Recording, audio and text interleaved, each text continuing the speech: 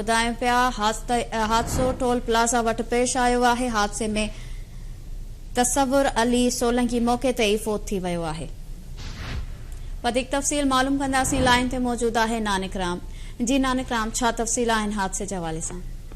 रोशनी Ranipur toll plaza लॻ आयल tanker जो cycle सवार खे टक्कर लॻो आहे, जंहिंजे नतीजे में संदसि साइकिल ट्रालर जे हेठां हली वई ऐं हू टिभा जी थॾे ते ई फोत थी वियो ऐं संदसि जिस्म ॿिनि टुकड़नि में विहाइजी वियो।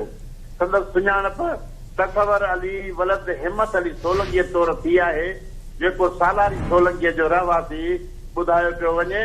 पुलिस ट्रालर नंबर TLK 966 पंहिंजे तहवील में वठी छॾियो आहे, जॾहिं त ड्राइवर मौके तां ई फरार थी वियो आहे।